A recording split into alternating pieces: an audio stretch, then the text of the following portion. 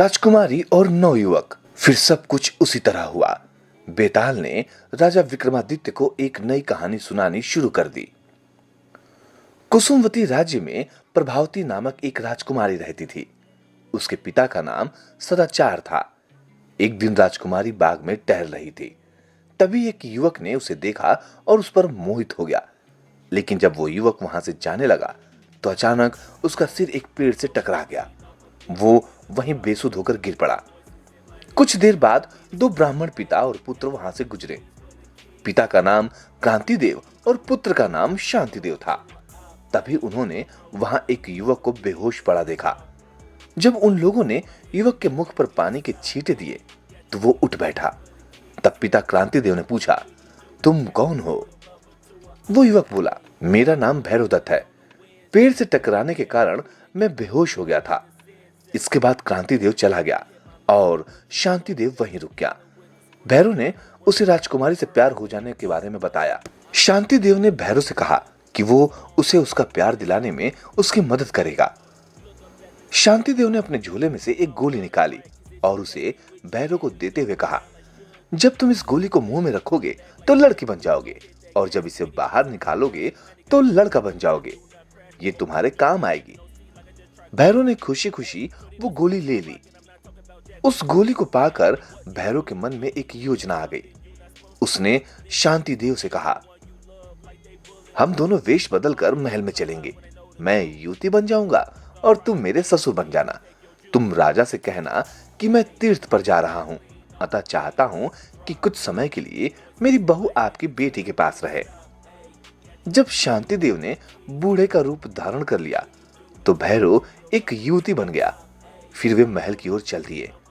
राजा ने उन्हें बुलाकर आने का कारण पूछा तो बूढ़े बने शांतिदेव ने कहा, महाराज, मैं एक ब्राह्मण हूं और तीर्थ पर जा रहा हूं। मैं चाहता हूं कि मेरी बहू को आप कुछ समय के लिए महल में आसरा दे दे।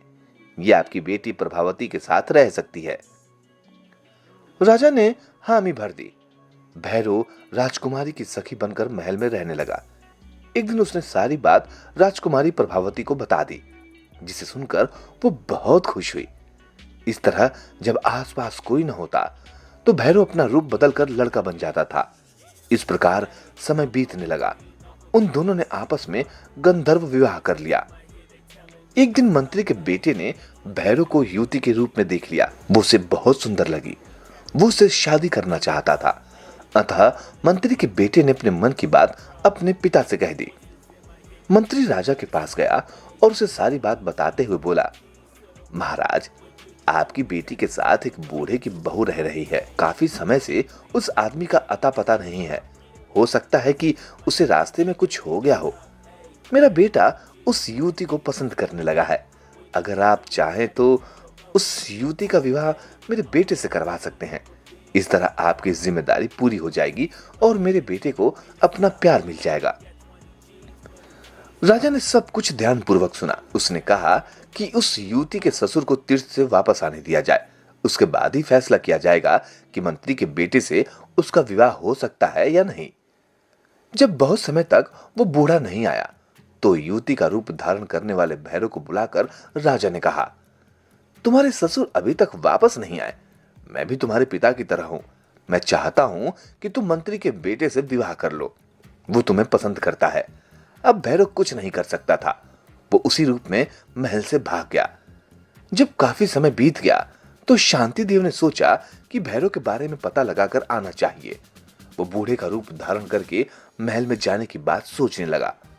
तभी शांतिदेव के पिता क्रांतिदेव ने उसे पूछा कि वो क्या सोच रहा था। उसने सारी बात बता दी। क्रांतिदेव को गुस्सा आ गया।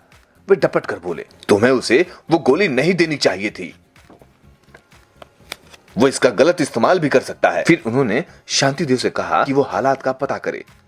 शांतिदेव अपने आप महल में नहीं जा सकता था। अतः उसने महल में रोज आने जाने वाले एक आदमी को अपना राजदार बनाया और राजकुमारी प्रभावती के साथ रहने वाली उस युवती के बारे में पता लगाने को कहा।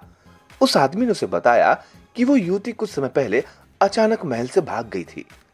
ये बात शांतिदेव ने अपने पिता क्रांतिदेव को बता दी। उन्होंने महल में जाने का फैसला किया। क्रांति देव जवान बन गए और शांति देव पहले की तरह बूढ़ा बना। बूढ़े शांति देव ने राजा से कहा, महाराज, मैं अपनी बहू को वापस लेने के लिए आया हूं। राजा ने माफी मांगते हुए कहा कि वो तो अचानक ही महल से गायब हो गई। ये सुनकर शांति देव को गुस्सा आ गया। राजा बहुत शर्मिंदा हुआ। उसने शांति देव से कहा कि वो उसकी बहू के बदले में अपनी बेटी प्रभावती का विवाह उससे करने को तैयार है। इस तरह शांति देव और प्रभावती का विवाह हो गया। जब यह बात भैरव को पता चली तो अपनी पत्नी पर दावा करने आ गया। उसका कहना था कि उससे पहले उसने प्रभावती से गंधर्व विवाह किया था, इसलिए वो उसकी पत्नी थी। शांति देव उसकी पत्नी को वापस कर दे, वो उससे बहुत प्यार करता है।